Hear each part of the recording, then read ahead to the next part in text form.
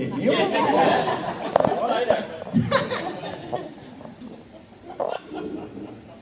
Thanks everyone for coming tonight. For me, like I met Neil at the Royal Commission, and it's like I get asked to align with a lot of different organisations, obviously for what I do, because I promote a lot through the media and through different platforms. But I look into a lot of different organisations, and I don't really like what I see or where the money's going or not going to, really. So for me, it was, we had a big chat about it, and I looked into what Neil was doing, and it really sat with me. Like, I come from a child abuse background. I was bashed and raped as a kid from the ages of 6 through to 9, and my nights were covered in blood and thrown against walls, and then run to the beach in South Australia and hide in little rock caves covered in blood, freezing cold at night, or try and sleep under jetties, and anything I could do to not go home. So, and that stuck with me for a long time, about 34 years, and there was no one really to turn to. I had no mentors, I had no one really. So I sort of just had to fend for myself and just started working things out for myself along the way. And then, I got to my age now, and I tried to take my life 4 times. So I was just constantly getting told, you have to live with this for the rest of your life. And I just thought, I can't live with this for the rest of my life in my head. How can I, All these thoughts and memories and feelings. How can I do this? How can I keep going on? Even though I tried everything. So I just, a little bit stubborn as well. So I thought, bugger you, I'm going to take life back into my own hands. And then that's when I started to do these endurance events. So why this ties in well with me is there's so many people who are affected. As Neil said, it takes at least 25 years before it starts to come out. So there's people my age and older who are affected by child abuse, who are sort of still fending for themselves now and still being told that you're stuck with a PTSD for the rest of your life. So it's been my mission to try and help these people to say, hey, you're not. I fixed it myself, so anyone can. And that's what my events are all about, is showing what's possible. Because every single event that I do, everyone says it's impossible. I'm going, awesome, I'm going to go and do it then. And then go and do it. So I've broken 12 world records in the last 4 years, and all of them were said to be impossible. Now, I don't care about any accolades. I don't really care about being on the cover of a magazine or anything like that, or having a title of world records or fittest man. I thought you said that was me, man. Well, it is you, I'm sorry. But for me, it's just about the stepping stones and just sharing with people of what is actually possible. And then Neil, touched me, because while I was going through this as a kid, and I remember times like I'd be black and blue all over, and then I'd steal clothes off clotheslines and then get myself to school, and then I'd get put on detention because the principal thought I was fighting before I went to school. So I'm trying to explain I wasn't fighting, but without actually saying what happened. So what Neil does is so important, because it gives them the script to go, hey, maybe there's something else going on here, and they know how to deal with it. And back in those days, it was, come to school, you've been fighting, I'd get the cane, I'd get put in detention. I'm like, far out, isn't this meant to be my safe place to come to? My home's meant to be my safe place, and that's not. School, how about you? Give me a hand here, Nah. So I'm like, as a little kid, just going, where do you go now? What do you do? You know what I mean? So it's just, I just didn't play many team sports. I just stuck to like surfing, skating, individual sports. I knew, people always say, how are you able to keep on going in life when other people give up? And that's in my challenge, and that's in my life as well. That I always knew that there was something better in me, and that I had more purpose to keep going forward. For me, paddling on down to Bondi, 21 shark encounters circling me, knocking me off the board and everything. By the time I got down there, it was the proudest moment of my life, because I'd done it myself. There was no one at the back of the board kicking. I wasn't getting paid for it. I was out there by myself. There was no one feeding me. There was no boat. There was no one on land. It was just me and the board and the mission to get to Bondi and work out how I did it along the way, just to keep on moving forward, you know. And from there, you know, it completely changed my life. You know, for something that was just going to be about raising awareness and do something, you know, out of the ordinary that I knew would grab media attention to raise awareness for the cause, completely changed my life in so much of a good way that I couldn't possibly go back to how I was. You know, I'd really achieved something that I never thought I would. Yeah, I mean, it's just incredible, you know, hearing your story. I think the thing is, we both have a story of abuse. That I was sexually abused when I was a child, but it's not from an adult, it was actually by another child. And when I came to a trusted adult, which I thought was my mum, she just basically said, you're just experimenting. You know, and I knew that there was something not right, but I hadn't been taught body safety. I hadn't been taught protective behaviours or anything like that. I didn't know what was right, and I was bullied as a kid, and everything was done in secret and all this sort of stuff. And it actually took till I was 21 years old where I actually disclosed to someone, and they just said, you know, that's abuse. And I'm like, no, it's experimenting. It's what my mum said, right? And but actually, no, it's abuse. He was older than you, he was a leader, etc., etc. And it took me ages to actually work through that journey. And the thing is, in all these statistics, peer-on-peer abuse does not actually feature. So child abuse, the 1 in 5, is not including peer-on-peer, and it does happen in sporting clubs, etc. And so when I saw Damien share his incredible, powerful story in front of all these dignified people in Sydney at this massive conference, I thought, I've got to meet this guy because he doesn't take crap for nothing, right? And so we shared each other's story, and we just made this connection. I think the thing that I'm inspired most is that it's only the beginning of the journey that of these incredible feats that he's doing. And you've just undertaken another one, haven't you, overseas? You rode around America. Yeah, so I really wanted to, the whole time in the last 5 years, is to find an answer that therapists, for some reason, haven't been able to come up with of why is there trauma, why is there PTSD, and why do we get stuck in the past, in that time? You know, why do people say they can't move forward from whatever happened from that trauma? You know, now I got past mine emotionally. I still have thoughts of it, but I don't have emotional thoughts to it at all. They're completely 1,000,000% gone. And that's really hard for people to comprehend.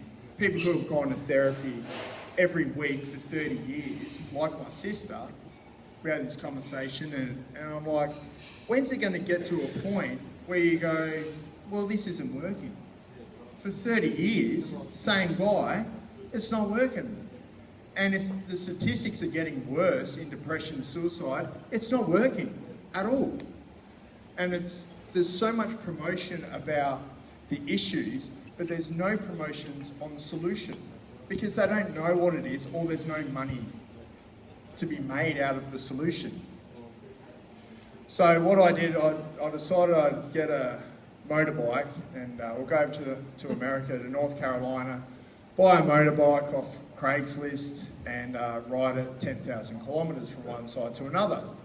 I'd ridden scooters and stuff around Thailand and that plenty of times, but never that far. But what I wanted to do was just really go and speak to and talk to all walks of life. So I went to youth detention centres, I washed homeless people's feet and gave them shoes. I spoke with HIV positive homeless people and LGBTQ people and different groups, war veterans, suicide groups, everyone all along the way, and just volunteered where I could and shared my knowledge and just listened. And like I was talking to Corey about then, is just really feel what was going on and what was common. How are some people able to keep going and others people aren't able to keep going? You know, what was the common ground? And be able to bring that down to basics, because it's so complicated for people out there. You know, you see it all on social media, it's this, it's that, and it's like, it can't be that complicated. You know, my life's always been about trying to simplify everything. You know, so for me, I worked out, you know, if you ask someone, what's the most important thing in your life individually?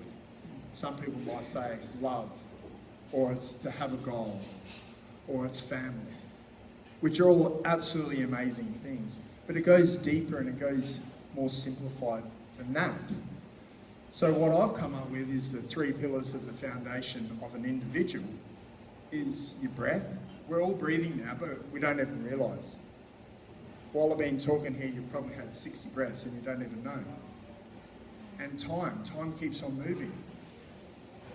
There are 2 things that continually go, and our self, our individual self.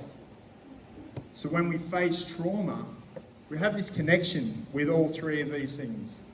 When we face trauma, they separate. And we lose that connection, that subconscious connection. So what we need to do is understand that and understand the importance of it and learn how to bring that connection back together. And that connection will always go apart and come back because we always face up and down in our life and always separate. But as long as you know that that's our base that we come back to, our simple base, then we've got somewhere to start from every time and come back to, ground ourselves, connect back with our breath, know that time's going to keep moving forward, and we've got ourselves. You can have all your family, you can have all these people around you, or you can have no one. But at the end of the day, it's you who have get yourself up every single day to keep on moving forward in life. People support you along the way, but it's up to you to keep on moving forward. So you bring it back to the person, if you like, instead of focusing on you know, therapists and things like that. You're actually going, well, you need to have a conversation with yourself, if you like. Yeah, well, definitely, because what people do when they go through trauma, then they start looking outwards. So they want the words from a therapist, or they want to read self-help books, or read the affirmations, positive affirmations that are on social media, which are all fantastic, but they're only short-lived happiness because they're emotional words that are connected from someone else. That's not their own words. It's not coming from themselves. They can use it as a guide, but they've got to bring it back to yourself. Only yourself can help yourself move forward. I think it's important for us to teach our kids this, you know, and teach them about emotions and what emotion is. You know, there's all domestic violence and everything that goes on later on in life, but everything starts back here. You know, like one of the things I was dealing with while I was over in the US, which we all would have heard about, is the gun violence in schools. Now, guns aren't the problem. You know, what happened to that kid to think that that's his last resort to go and shoot his classmates and then turn the gun on himself? You know, it goes back to that old saying of guns don't kill people, people kill people. Well, it's true. I mean, they've probably got an excessive amount, they're easier to get and all that, but at the end of the day, what's to stop him from grabbing a knife at the same time, you know, which is now increasing over there. You know, their solution at the moment is let's arm the teachers. How is that a solution? That's not even getting to the core root of the problem. Same as drug and alcohol abuse. No one wakes up and goes, you know what? My life is so amazing, I'm going to put heroin in my vein. No one does that. You know, same as with depression. We need to educate people what depression is. You know, people go, oh, I'm so depressed because it's getting drummed into our heads. And people are just having a bad day, or they're breaking up, or they're not eating right, they're not exercising. There's so many different factors that go into it. And like I was saying over there, it's like I say to people, you know, people go, oh, I can't go out, I've got the flu. You know, have you really got influenza? Like, you should be in a hospital if you've got the flu. You've got a cold, mate. And it's the same as with depression. Have you really got depression? Or you're just lazy, or hungover, or smoking too much pot, or just not eating right or something, you know? Let's look at everything else first. Let's not just look at social media. Oh, it's in fashion at the moment, you know, there's all this awareness. Awareness of what? Yeah. There's no solution to it. No one's given a solution. And again, this is where it comes back to why, you know, I've become a child safe champion with Neil, is because he's proactive, he's doing stuff, he's making the difference. He's not just waving the flag and going, hey, there's an issue. We all know there's a bloody issue, let's do something about it. And that's what he's doing. We need to continue, but I wanted to ask you, we've got just over 40 people in this room, right? How do we get them to be advocates in child safety when it comes to their communities, their families, their thing? I mean, what do you say to the world, if you like, around child safety? Look, child safety is everyone's responsibility to look out, you know. And, you know, this is, like, I travel the world a lot, and I look and sit and listen and people watching a lot, you know, of what's going on. You know, and people badmouth, like, the Americans, but you know what I love about them? They're so patriotic. They stand by each other. They hang on to people in the town and they root for their local sports team, their football teams, or whatever it is. Australians, we don't do that. We shy away. We don't want to know about what's happening with someone else. And that's what was happening to me as a kid, yelling and screaming and stuff in my house. Curtains were getting closed. Not even the police wanted to know what was going on. You know, we've got to stand together. We've got to unite together. You know, and that's what it's all about, and that's what Corey and I do, you know. Just, we do these events. They've got very little to do with us. It's about showing people what's possible and getting people involved. More people, and it just starts getting out there. Like I was saying over there, you know, whether you like it or not, our individual life is very, very insignificant. And it has, if we were to go, not much would change in the world. Not much would change on social media. People wouldn't even know that we're gone. But if we stand united together, then we're stronger. We're a strong force that's fighting for the same cause. And that's what we're all here for tonight, plus a good meal. Fantastic. Let's give Damien a massive hand tonight. Thanks so much.